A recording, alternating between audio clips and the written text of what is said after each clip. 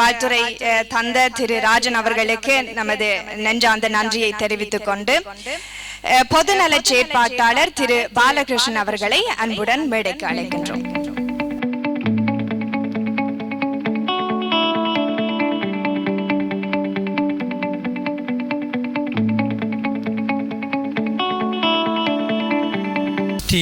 Tamil TV 10வது ஆண்டு தாயகம் விட்டு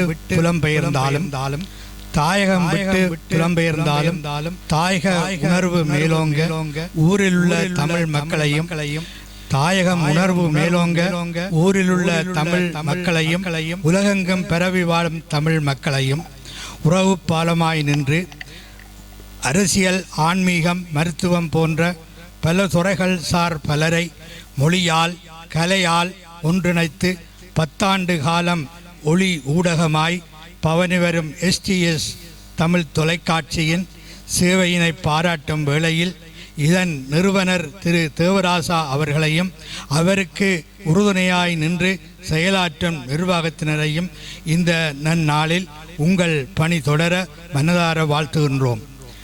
திருமதி பாலகிருஷ்ணன் குடும்பத்தினரும் நண்பர்களும் நன்றி.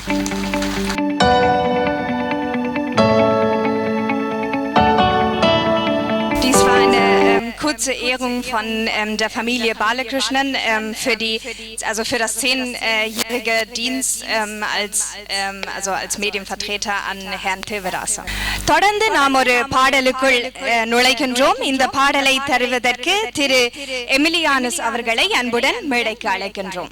STS தமிழ் தொலைக்காட்சி நிறுவனர் தேவராஜா அண்ணா அவர்களுக்கு முதல்ல நன்றிகளை தெரிவித்துக் கொண்டு வாழ்த்துக்களையும் தெரிவித்துக் கொள்கின்றேன்.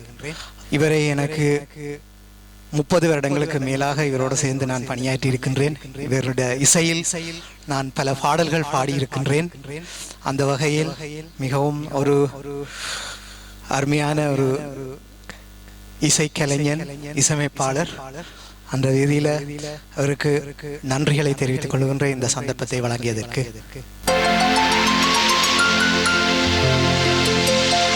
கார்த்திகை மாதம் பூத்திடும் போதில் கார்த்திகை பூக்களும் பூத்திடும், கண்ணில் நீர் துளி கோர்க்கும் நிலமது வேர்க்கும், நெஞ்சில் நெருப்பினை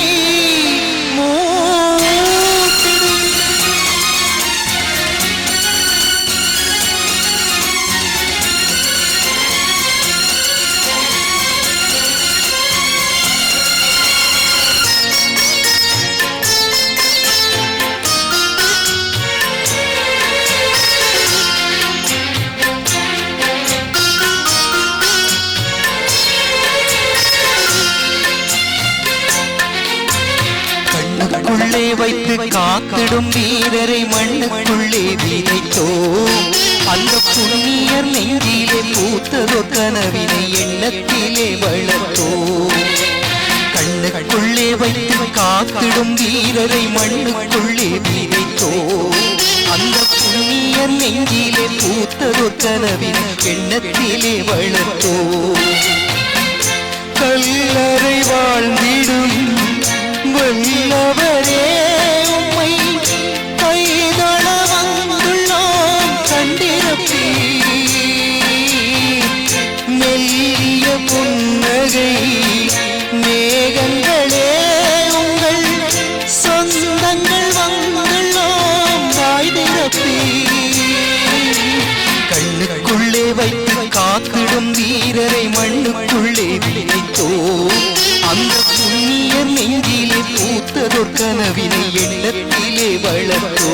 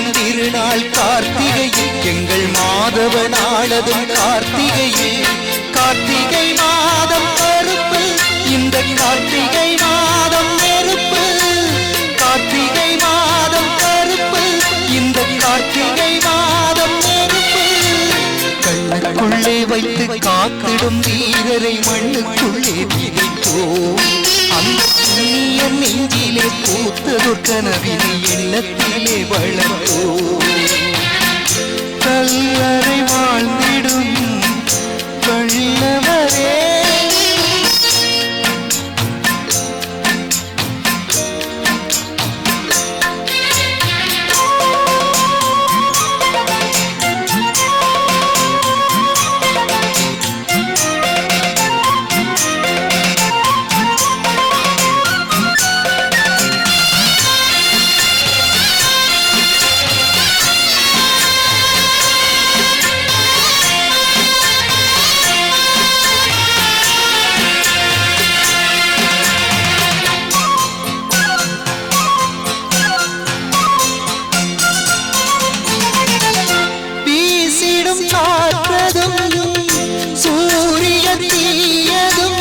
உங்களின் கல்லறையை பணிகிறதே எங்கள் தாயக முழுவதும் தாங்கிய தோள்களை பாத்திர விழிகளும் ஏங்கிறதே விதைப்பதும் உழைப்பதும் கார்த்திகையில் உங்கள் விழிகளும் மலர்வதும் கார்த்திகையில் நெருப்புகள் எரிப்பதும் கார்த்திகையில் எங்கள் நெஞ்சுகள் சிலிப்பதும் கார்த்திகையில் கார்த்திகை மாதம் கருப்பு இந்த கார்த்திகை மாதம் நெருப்பு கார்த்திகை மாதம் கருப்பு இந்த கார்த்திகை மாதம் நெருப்பு கண்ணுக்குள்ளே வைத்து காத்திடும் வீரரை மண்ணுக்குள்ளே விதைத்தோம் அந்த புண்ணிய நெஞ்சிலே பூத்ததொரு கனவினை எண்ணத்திலே வளர்த்தோம் கல்லறை வாழ்ந்திடும் வல்லவரே உம்மை கைதொழ வந்துள்ளோம் கண்டிருப்பீ மெல்லிய புன்னகை மேகங்களே உங்கள் சொந்தங்கள் வந்துள்ளோம் கண்ணுக்குள்ளே வைத்து காத்திடும் வீரரை மண்ணுக்குள்ளே விதைத்தோம் அந்த புண்ணிய நெஞ்சிலே பூத்ததொரு கனவினை எண்ணத்திலே வளர்த்தோம் கண்ணுக்குள்ளே வைத்து காத்திடும் வீரரை மண்ணுக்குள்ளே விதைத்தோம் அந்த புண்ணிய நெஞ்சிலே பூத்ததொரு கனவினை எண்ணத்திலே வளர்த்தோம். மிகவும் அழகான வார்த்தைகள். கண்ணுக்குள் வைத்து காப்பாற்ற வேண்டியவர்களை மண்ணுக்குள் போட்டு புதைத்தோம் என்ற அந்த வரிகளுக்கு உயிர் கொடுத்து மிக அழகாக பாடிய திரு எமிலியான்ஸ் அவர்களுக்கான பலத்த கரகோஷத்தை பாராட்டாக வழங்கிக் கொண்டு அவரை கௌரவிப்பதற்காக திரு ஜெயக்குமார் அவர்களை அன்போடு அழைக்கின்றோம். வாருங்கள்.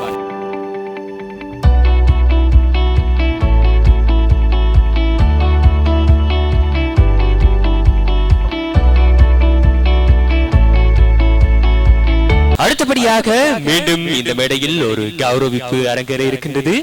புலத்தில் இருந்து ஆரம்ப காலகட்டத்தில் ஜெர்மனுக்கு வந்து இங்கு பல சாதனைகள் செய்து அதே நேரத்தில் தொழில் அதிபராகவும் இங்கு பல பொது பணிகளும் செய்து அதன் மூலமாக பலருக்கு உதவியும் செய்து தன் பெயரை ஆணி வேறாக நிலைநாட்டி வைத்திருக்கின்ற திரு மாவை தங்கராஜா அவர்களை பாராட்டுவதற்கான ஒரு காணொளி இந்த மேடையில் இப்பொழுது அரங்கேற இருக்கின்றது. அந்த காணொளியை தொடர்ந்து அவரையும் மேடைக்கு அழைக்க இருக்கின்றோம். உங்கள் பலத்த கரகோஷத்தின் மத்தியில் அவருக்கான அந்த பாராட்டு இந்த மேடையில் காணொளியாக அரங்கேற இருக்கின்றது.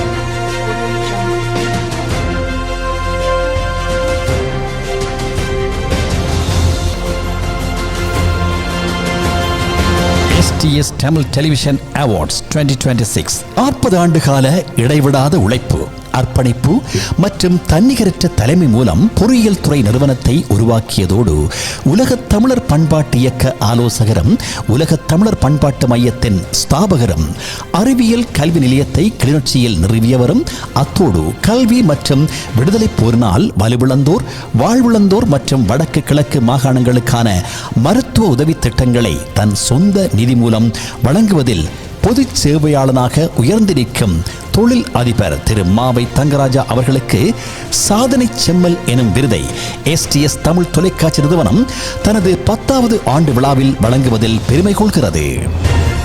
அந்த சாதனை விருதை பெற்றுக்கொள்ள இருப்பவரை அன்போடு இந்த மேடைக்கு அழைக்கின்றோம். வாருங்கள் ஐயா, திரு மாவை தங்கராஜா அவர்களை உங்கள் பலத்த கரோசத்தின் மத்தியில் இந்த மேடைக்கு அழைக்கின்றேன். அவருக்கான அந்த கௌரவத்தை வழங்குவதற்காக திரு சுப்பிரமணியம் குமாரசாமி அவர்களையும் அதே நேரத்தில் STS தமிழ் தொலைக்காட்சியின் இயக்குநராக திரு சுப்பிரமணியம் தேவராசா அவர்களையும் அன்போடு அழைக்கின்றோம். வாருங்கள்.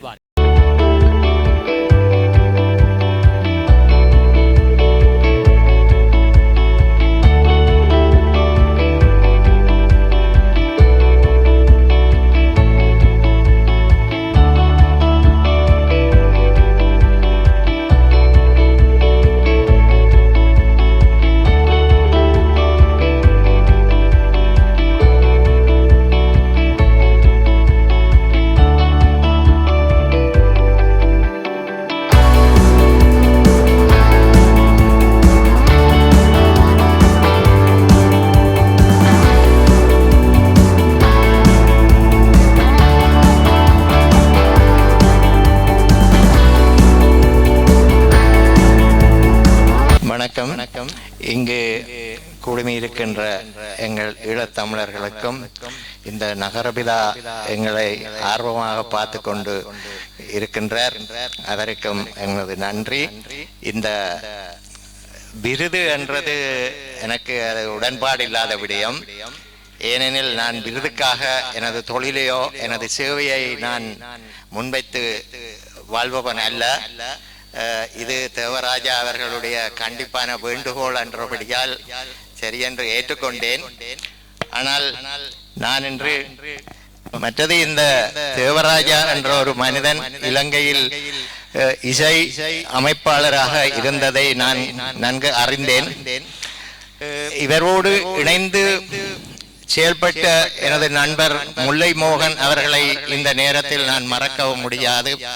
அவர் எங்களை விட்டு பிரிந்தாலும் அவர் இலங்கையிலே என்னோடு பல காலமாக பழகியவர், மணிக்குரல் விளம்பரம் மூலமாக என்னை அறிந்து கொண்டவர்.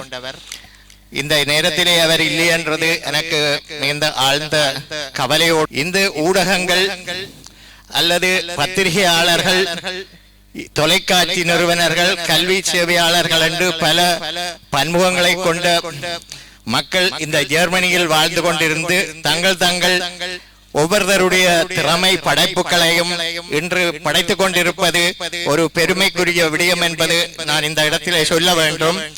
எங்களது ஈழ மண்ணிலே பல துன்பங்களுக்கும் மத்தியிலும் இங்கு இடம்பெயர்ந்து வந்து இந்த மொழிகளை கற்றுக்கொண்டு இந்த மொழிகளிலே கற்றுக்கொண்ட பாடங்களையும் இங்கே இந்த நாட்டின் சட்டங்களுக்கு உட்பட்டும் இந்த மக்கள் எப்படியெல்லாம் வாழ்கிறார் என்று நான் இந்த நீண்ட கால வாழ்க்கையிலே இந்த மக்களை பற்றி சிந்திப்பவன்.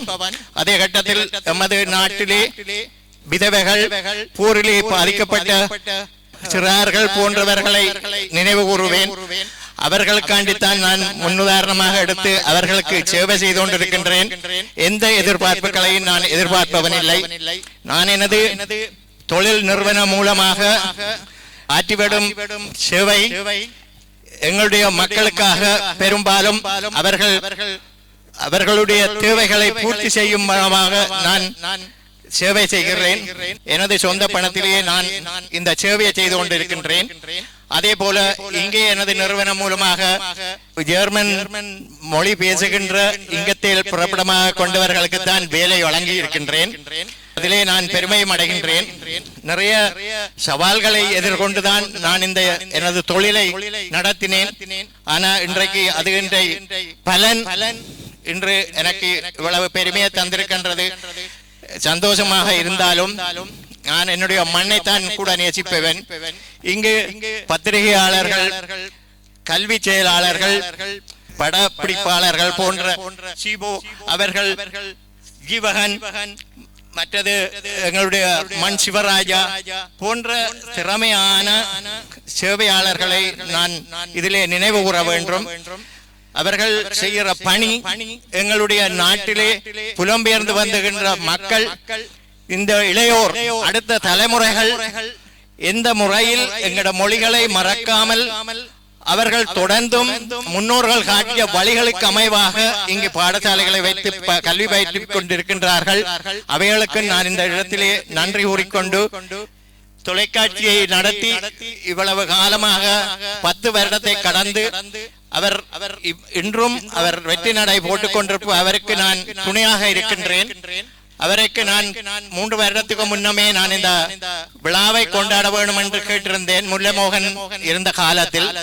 ஆனால் அன்று அது எங்களால் முடியவில்லை. ஆனால் இன்று 10வது ஆண்டை நிறைவு கூறுகின்ற தருணத்திலே நானும் இதிலே பங்கேற்றேன் என்று மட்டற்ற மகிழ்ச்சியோடு அவரையும் வாழ்த்தி என்னுடைய சிற்றுரையை முடித்துக் கொள்கிறேன். நன்றி தங்கராஜா அண்ணா. இவரை நண்பன் முல்லைமோகன் எனக்கு அறிமுகப்படுத்தினார். எஸ்எஸ் தொலைக்காட்சியின் 2வது ஆண்டில் என்னை சந்தித்த அந்த வேளையில் ஒரு என்வெலப்பை கொண்டு வந்து வைத்து விட்டு, இதை நீர் இங்கு பார்க்க கூடாது, வீட்டை கொண்டு தான் பார்க்க வேணும் என்று சொல்லி சொன்னார். அப்ப சரி, இந்த அன்பு கட்டளையை நான் ஏற்றுக்கொண்டேன். அவருக்கு தெரியும் இந்த தொலைக்காட்சி எப்படி நடக்கின்றது. அந்த காலங்களில் 850 யூரோ சேவருக்கு கொடுத்து வருடாந்தம் எங்களுடைய பணத்திலேயே தான் அதை செயலாற்றி வந்து கொண்டிருந்தோம். அப்படி இருந்தபோது அவர் 250 யூரோக்களை தந்தார். அது மட்டுமல்ல, இரண்டாவது முறையும் 350 யூரோ ஒரு சில ஆண்டுகளுக்கு பின் தந்தார். அத்தோடு நின்று விடவில்லை, தொடர்ந்து ஆண்டு விழாவை செய்யும், நிச்சயமாக நீ செய்ய வேண்டும், இந்த தொலைக்காட்சியை இவ்வளவு சிறப்பாக செய்து வருகின்றீர் என்ற அந்த அன்பான வேண்டுவதை நிதமும் விட்டுக் கொண்டிருந்தார். சரி என்று சென்ற வாரம், தேவா நான் உங்களோட வீட்டை வர வேணும் என்று சொல்லி சொன்னேன். அப்ப நான் இந்த விழாவுக்கு அழைத்திருந்தேன். நான் சொன்னேன், அண்ணா விழாவுக்கு தானே பாருங்கள், வாங்கோன்னா அங்கே கதைப்ப மாட்டேன் சொன்னேன். இல்லை நான் வேற வேணும் என்று சொல்லி சொன்னேன். சரி வாங்கோன்னான்னு சொல்லி போட்டு இருந்தால் கதைத்து விட்டு மேசையில் ஒரு வெண்பலப்பை வைத்து சென்று விட்டார். நான் அதை எடுத்து பார்த்தால் 1000 யூரோவை வைத்து இந்த நிகழ்வை நீர் சிறப்பாக செய்யும் என்று சொல்லி தானாக வைத்து விட்டு சென்றார். அப்படியான ஒரு அன்புக்குரிய சகோதரன். அவரோடு நாங்கள் தொடர்ந்து நட்பு என்பது இடையில் முறிப்பதல்ல, எல்லோரும் இணைந்து நிற்பது. அந்த வகையிலே அனைத்தையும் புரிந்து அன்போடு நடக்கின்ற அண்ணன் தங்கராஜா அவர்களுக்கு இந்த தருணத்தில் நான் இந்த தகவலை கூற வேண்டும் என்பதற்காக கூறியிருக்கிறேன். நன்றி அண்ணா. வேற ஒரு எதிர்பார்ப்பும் இல்லை என்பதற்கு இந்த சிறு உரை ஒரு சான்றாகவே இருக்கின்றது. கௌரவிப்பதற்கு மனங்கள் வேண்டும் என்பார்கள். அதை போன்று அந்த கௌரவத்தை வாங்குகின்ற பொழுது அதை சாதனை படைத்தவர்களும் வந்து அடுத்த இலக்கை நோக்கி ஓடிக்கொண்டு இருப்பவர்களாகத்தான் இருப்பார்கள். அதற்கான ஒரு உதாரணமாகவே இந்த கௌரவிப்பு அமைந்து கொண்டது. தொடர்ந்து இன்னும் ஒரு கௌரவத்துக்குள் நுழைகின்றோம். ஈழத்தமிழ் பெண்ணாக புலத்தில் எம்மை தலை நிமிர வைத்த அவர்களை பற்றிய ஒரு காணொளி.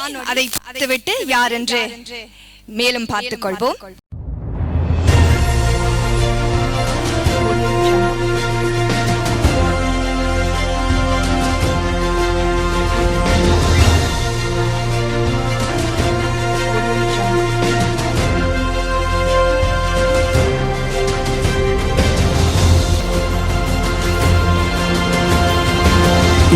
ஆண்டு காலம் இடைவிடாத உழைப்பு, அர்ப்பணிப்பு மற்றும் தன்னிகரற்ற தலைமை மூலம் ஒரு சாதனை பெண்ணாக ஜெர்மனியில் முதியோர் பராமரிப்பு நிறுவனத்தை உருவாக்கி பொது சேவையோடு உயர்ந்து நிற்கும் திருமதி வதனி செல்வநாதன் அவர்களை பாராட்டி STS தமிழ் தொலைக்காட்சி நிறுவனம் தனது 10வது ஆண்டு விழாவில் அவர்களுக்கு அன்னையர் தாரகை எனும் உயரிய பட்டத்தை வழங்கி கௌரவிப்பதில் பெருமிதம் கொள்கிறது.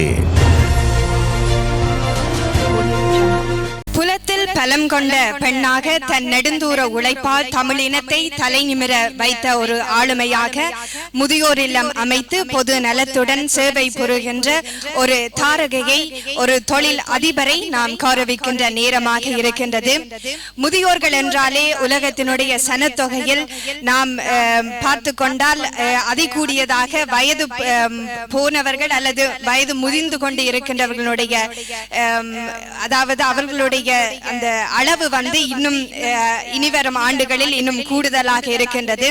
அந்த வேளையிலே இந்த ஒரு சிறப்பு பணியை தொடர்ச்சியாக மிகவும் மேம்புற செய்கின்ற திருமதி வதனி செல்வநாதன் அவர்களுக்கான கௌரவிக்கும் நேரமாக இது அமைகின்றது.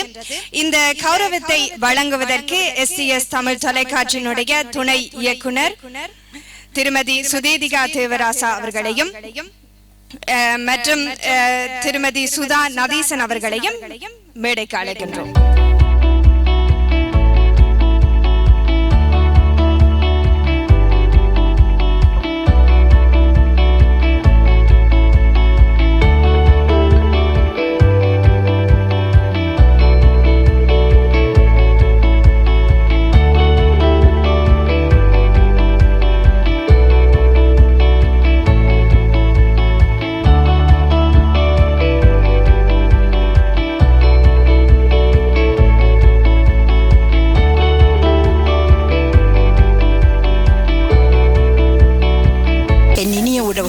அன்பான வணக்கம்.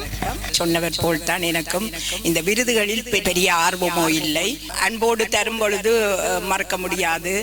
அதனால் ஒரு விதத்தில் அது எங்களை அடுத்த சேவைக்கு எடுத்து செல்லவும் சில வேளையில் ஊக்குவிப்பதாகவும் இருக்கலாம்.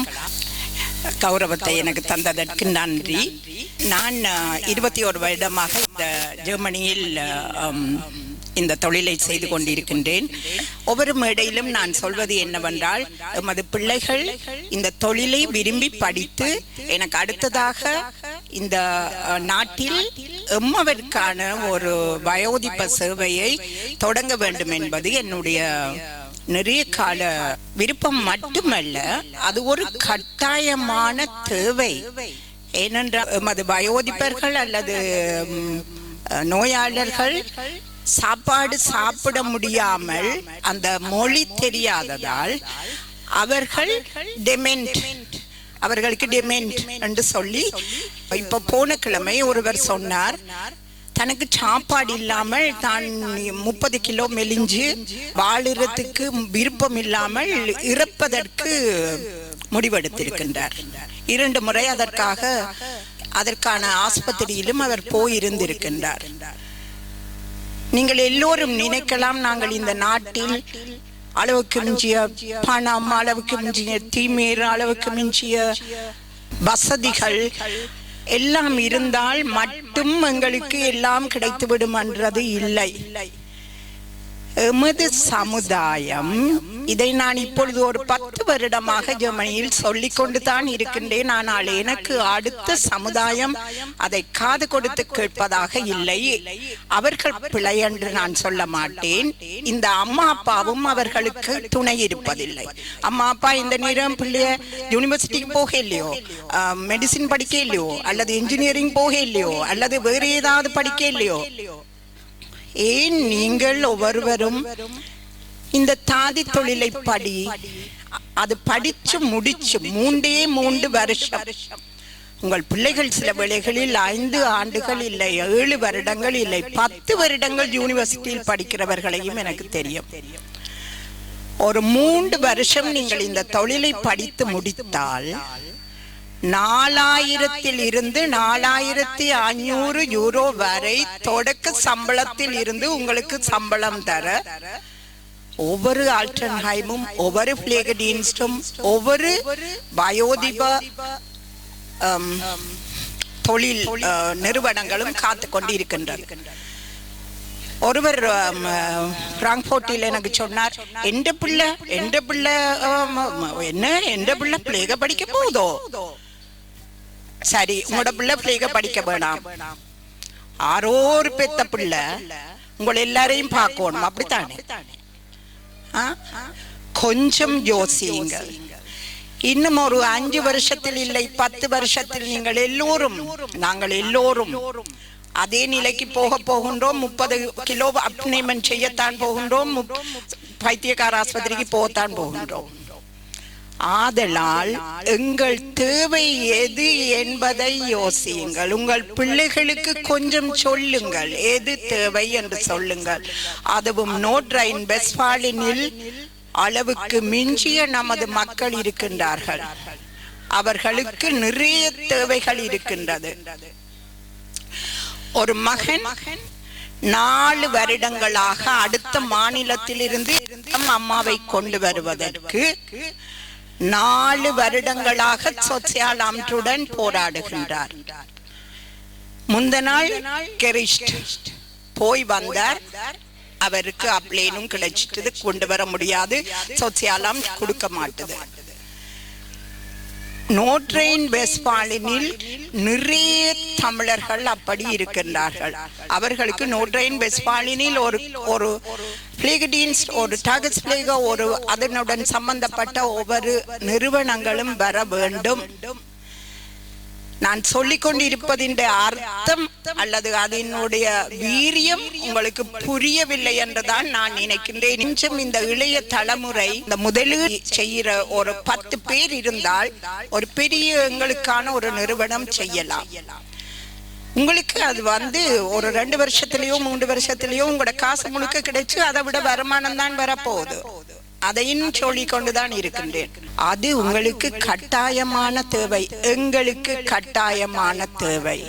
2வது விஷயம், நான் இப்பொழுது ஒவ்வொரு மேடைகளிலும் சொல்லுகின்றேன், உலக தமிழர்கள் எல்லோரும் சேர்ந்து ஒரு அமைப்பின் கீழ் ஒவ்வொரு குடும்பமும் 5 யூரோ 10 யூரோ ஏதோ ஒரு எமது நாட்டுக்கு தேவையானவற்றை செய்ய வேண்டும். நான் களைத்து விட்டேன். ஏனென்றா எனக்கு காலையில் எழும்பி இரவு வரையும் அதை செய்யறீங்களா, இது செய்யறீங்களா, அங்க தெரியலுமா, இங்க தெரியலுமாண்டு ஒரு மனுஷனால் செய்ய முடியாது. எல்லா மக்களும் சேர்ந்து செய்தால் ஒரு குடும்பத்துக்கு 5 யூரோ அல்லது 10 யூரோ பெரிய காசு அல்ல. ஆனால் ஒரு தனி மனுஷியாக அல்லது ஒரு தனி மனிதனாக 1000 யூரோ 500 யூரோவை கொண்டு போறது கஷ்டம். ஆனபடியால் நான் என்னுடைய பணியாட்கள், என்னோடு சேர்ந்த இளையவர்கள் எல்லோரிடமும் இப்பொழுது அந்த தேவையை, அந்த கட்டாயத்தை, அந்த வேண்டுகோளை வைத்திருக்கின்றேன். எல்லோரும் சேர்ந்து, எல்லா மன்றங்களும் சேர்ந்து, எல்லா அமைப்புகளும் சேர்ந்து உலகத்துக்கு கீழே உலக தமிழர்களுக்காக ஒரு அமைப்பு சேர்ந்தால் எத்தனையோ கோடி மில்லியன் பணம் வரும். அது ஒவ்வொரு நாட்டில் இருக்கிற எங்கெங்க தேவையோ அதுகளுக்கு பிரிச்சு கொடுக்கலாம். அது எல்லாருமா சேர்ந்து யோசிக்கணும். நம்ம நாட்டிலும் யோசிக்க வேண்டும், இங்கேயும் யோசிக்க வேண்டும். எங்கட நாட்டிலும் யோசிக்கிறது அது இன்னொரு, அதை கதைக்க போனா இன்னும் நிறைய கதைக்கலாம். இந்த 2ம் எங்களுடைய அடிப்படை தேவைகள். அதை நீங்கள் ஒரு கால் எனக்காக, உங்களுக்காக, உங்களுடைய அம்மா அப்பாக்காக, எல்லோருக்காகவும் சேர்ந்து எங்களுடைய இப்ப அம்பாறையில் 17 பிள்ளைகளை இந்த வருஷம் இப்ப அடுத்த கிழமை படிப்பிக்க வேணும், நர்சிங் படிப்பிக்க வேணும். ஒரு பிள்ளைக்கு 2,35,000 ரூபாய், 17 பிள்ளைகளையும் படிப்பிக்க வேணும். எனக்கு முடியாது. நான் இங்கே ஒரு பெரிய கோயில் கட்டுகின்றேன். எனக்கு அதுக்கு தனி 5 மில்லியன் எனக்கு வேணும். அப்படி இருக்கு, நான் செய்து கொண்டுதான் இருக்கின்றேன். நீங்கள் எல்லோரும் சேர்ந்து யோசிச்சு ஒரு பெரிய அமைப்பை ஒரு உருவாக்க வேணும். அதுக்கு பெரிய பெரிய அமைப்புகளில் இருக்கிறவர்கள் தயவு செய்து அடுத்த கட்டத்துக்கு இதுகளை கொண்டு போவீங்கள் என்று ஒரு பெரிய வேண்டுகோள். அதே மாதிரி எனக்கு அடுத்த இந்த சின்ன பிள்ளைகளுக்கும் ஒரு வேண்டுகோள். எல்லாரும் கொஞ்சம் இந்த பிள்ளைகண்டா என்ன, வருத்தம் என்றால் என்ன, வருத்தம், வயோதிபம் எல்லாம் எங்களுக்கு வரத்தான் போகுது. அம்மாக்கும் வரப்போகுது, அப்பாக்கும் வரப்போகுது, எனக்கும் வரப்போகுது, உங்களுக்கும் தான் வரப்போகுது. ஆனபடியால் அதனுடைய தேவை, அதனுடைய கஷ்டங்களை புரிஞ்சு கொண்டு எனக்கு அடுத்ததாக இந்த சேவையை எமது மக்களுக்காக கொண்டு செல்ல வேண்டும்ன்றது என்னோட விருப்பம். இந்த வாய்ப்பை எனக்கு தந்ததுக்கு தேவாவுக்கு நன்றி. மீண்டும் ஒரு முறை என்னை பேச இந்த இடத்துக்கு அழைத்திருப்பவர் அன்பால் மதனி செல்வநாதன் அவர்கள். மதனி செல்வநாதன் அவர்களின் அண்ணன் கண்ணன் அவர்கள் மூலம் முருகன் ஆலயத்தை நடத்தி வந்தவர். அந்த காலங்களிலிருந்து அதற்கு முதலே எங்களுக்கு நட்பு. இவருடைய நட்பும் திரு முல்லை மோகன் ஓடுதான் இணைந்து கொண்டது.